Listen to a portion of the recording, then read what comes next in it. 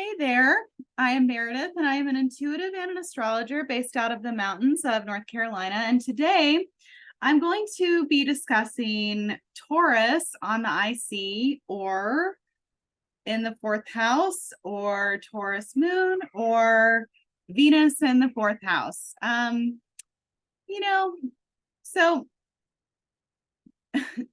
Taurus in the fourth house is where like you have this sort of like idealistic picture of it's all beaver cleaver, everything is fine. Like, it's like one of those paintings from the 50s where the mom has like, muffins in the oven and, there's a lot of like really good smells and everybody's like, oh boy, I would say that that's like what a lot of people imagine for Taurus in the fourth house and all of the other parts of this. But then sometimes there can be like shadows that go ignored within that space of kind of like, thinking that, oh, it's all good. And then especially for people who have like Pluto and Scorpio, for example, where, maybe they have like an opposition. If you have like Taurus Moon and Pluto and Scorpio, it's like everything is fine and yay, we're such a big happy family. And then you can see there's like, ooh, there's like a shadow that creeps over the scene and it's not as idealistic and it's not as like, ooh, like, wow, like I had such a great childhood. Like, it's just not as that much, it's not as that as it seems, right? And, there can be a lot of like secrets swept under the rug and plastered with a smile when we see Venus in any way connected to the fourth house.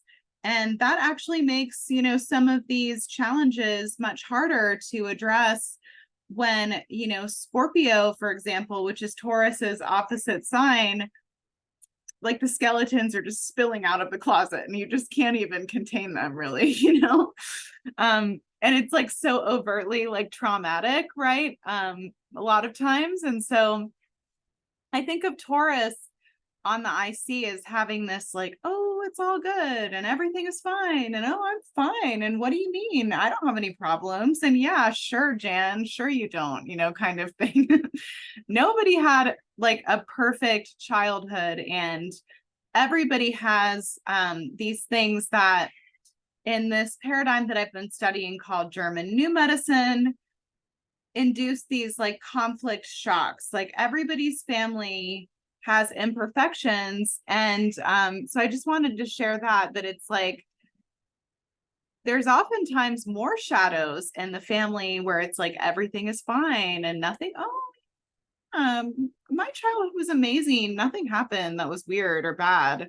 And so, there's a couple of things with regard to food. So Taurus, Cancer, and Virgo on the IC can have some very interesting, weird ancestral patterns to do with food.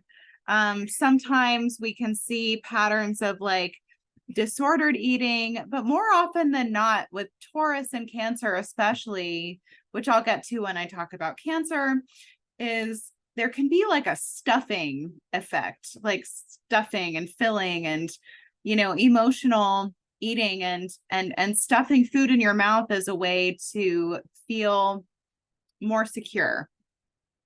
And I would say that it's necessary to check your relationship to food and, check if you have any like addictive eating patterns, eatings.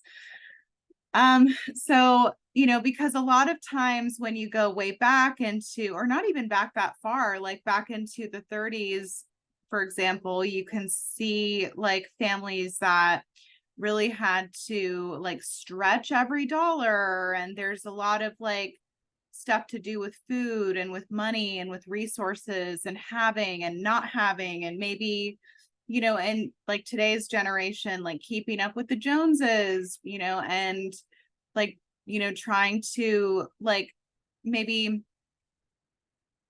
just families that maybe like try to, you know, produce wealth to fill some type of emotional void, or, you know, something like this, or there being just like this very clear gap of like not having, you know, that energy. So Taurus also rules the thyroid, which is where like you can see, you know, I think that there are signs such as like, say, for example, Aries or Gemini that tend to be like really quick, lickety split, like, burr, burr, burr, burr, burr, you know, and when there are like times of stress, the stress direction can be like fast, you know, wanting to go fast and like having difficulty being idle. Sorry, there's like a mosquito.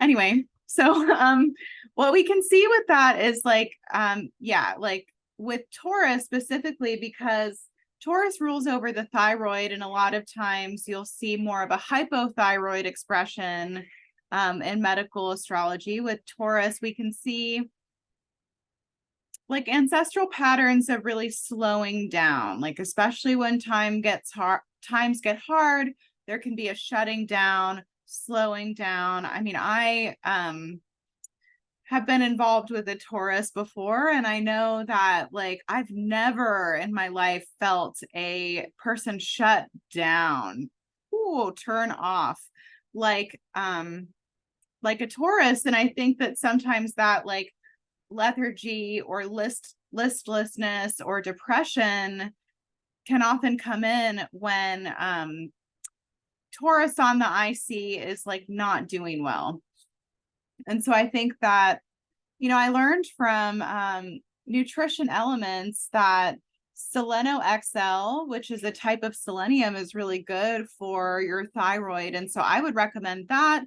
I would recommend getting right with your money story, money habits, money beliefs, all of that stuff, which like, frankly, like the Taurus people that are in my life, such as my best friend Dawn, when I sent her the money spell that I like to use, and if you'd like me to send it to you, let me know.